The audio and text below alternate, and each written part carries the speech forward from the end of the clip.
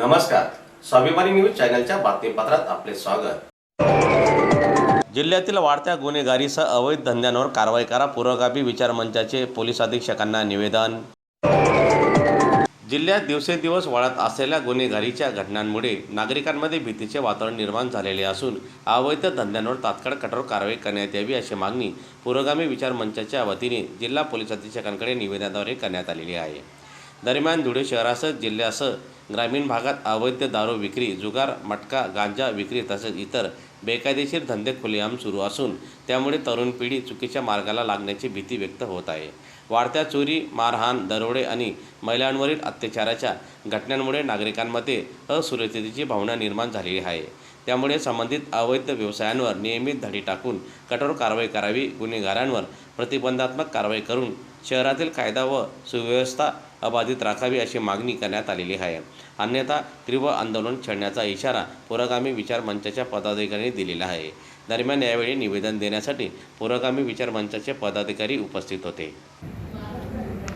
आज आम्ही धुळे शहरातील पुरोगामी विचार मंच, संविधान संरक्षण समिती, भारतीय कम्युनिस्ट, मार्क्सवादी कम्युनिस्ट व सामाजिक संघटनेचे पदाधिकारी, कार्यकर्ते, माननीय पोलीस अधीक्षक धुळे विशाल आनंद साहेब यांची एक स्नेह भेट घेणे, त्यांची भेट घेऊन धुळे शहरातील व जिल्ह्यातील अवैध धंदे, गुन्हेगारी, गुंडगिरी या संदर्भात भेट घेऊन चर्चा करावी व एक निवेदन देण्यासाठी उपस्थित होते।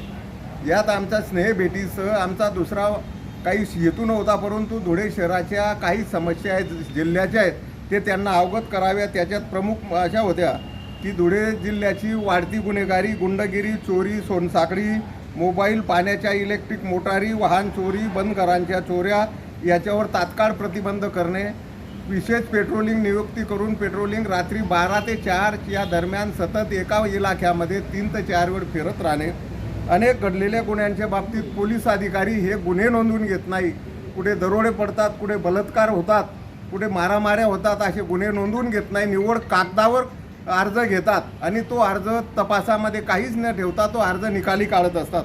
त्यामुळे अशा प्रत्येक गुन्ह्याच्या बाबतीत गुन्ह्याची नोंद करण्यासाठी पोलीस अधिकारी म्हणजे PSO यांना आदेश दिले पाहिजेत।